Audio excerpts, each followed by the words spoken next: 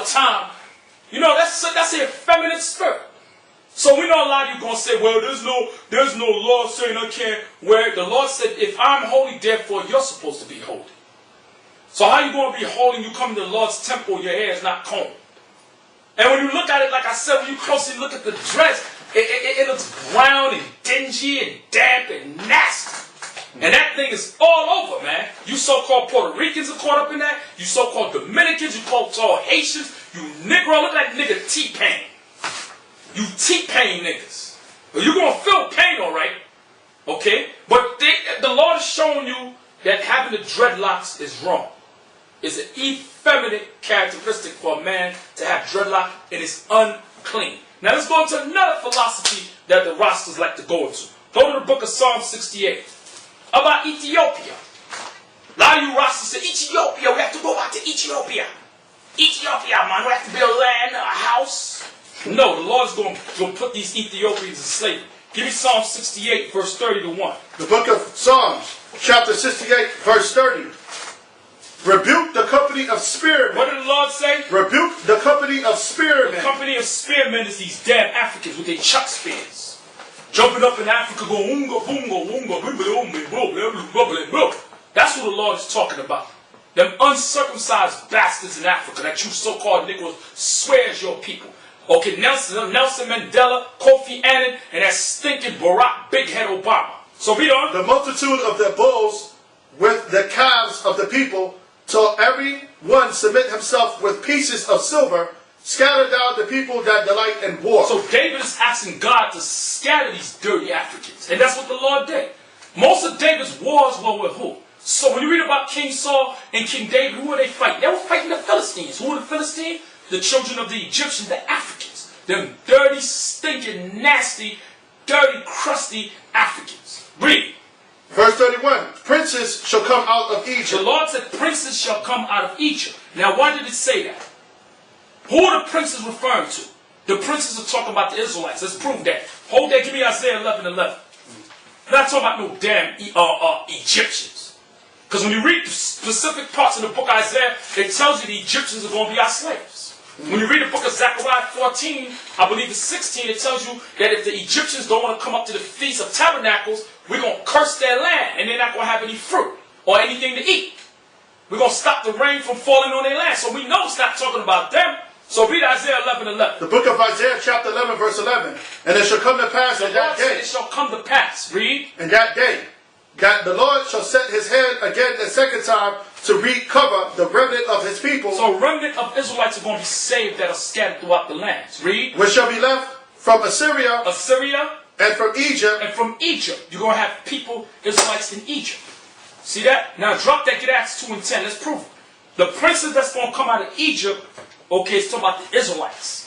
Acts the 2nd chapter and the 10th verse. The book of Acts, the 2nd chapter and the 10th verse. Phrygia. Start at 2 and 5 so the brothers and sisters get to understand. Chapter 2 verse 5. Read. And they were dwelling at Jerusalem. And they were what? They were dwelling at Jerusalem. And they were dwelling at Jerusalem. Read. Jews. Read. Devout men out of every nation under heaven. Devout meaning devoted men out of every nation under heaven. I mean these Israelites were scattered throughout different nationalities on the earth. Throughout different lands where the other nations live. 10th verse. Verse 10. Phrygia and Pamphylia and Egypt and in the parts of Libya about Cyrene and strangers of Rome. And what? Strangers of Rome. And who were the strangers of Rome known as? When you go further investigate, they were known as Libertine. These were Jews that were brought to Rome during the time of Pompey. And they were called Libertine. That's where the word liberty comes from. So you had Jews that was dwelling in Rome. So now go back. And Egypt also. So read. Go back to Psalm 68. 68 and 30.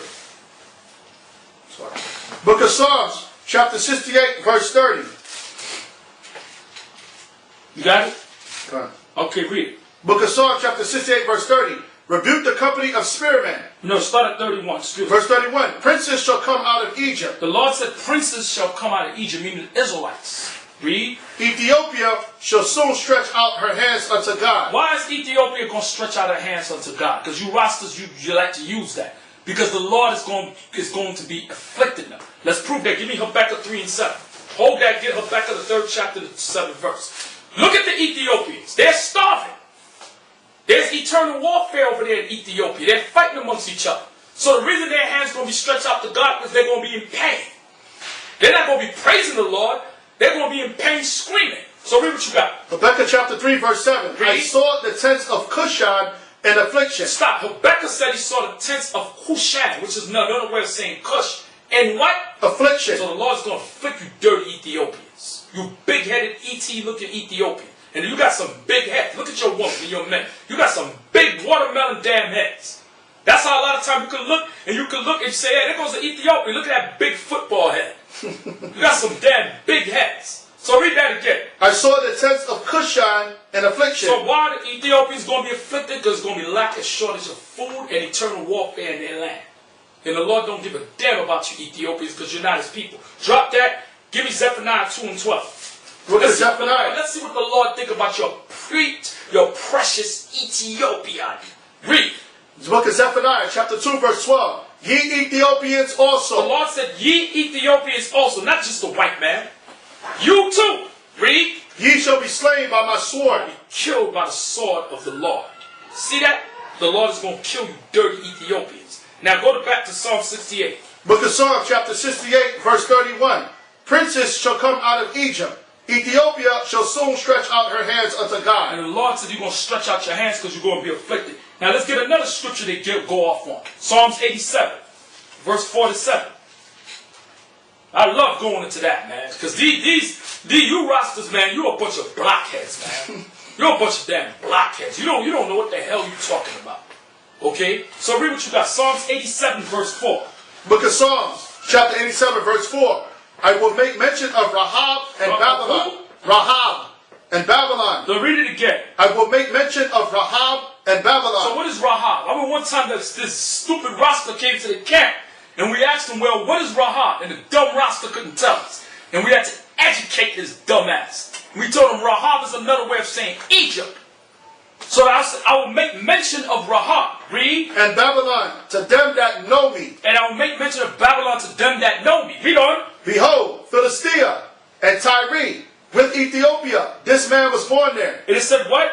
Behold, Philistia and Tyre with Ethiopia. This man was born there. So now what David is doing, David is mentioning all these nations had mighty men amongst them.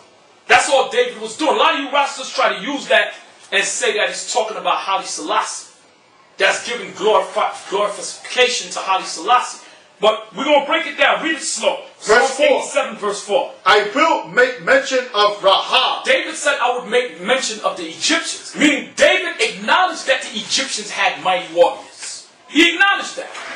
David was saying, yeah, the Egyptians, they have mighty warriors. Read. And Babylon, to them that know me. And the Babylonians had mighty warriors. Read. Behold, Philistia. Philistia, the Philistines, like Goliath of Gath. Read. And Tyre. And Tyre, the Tyranians.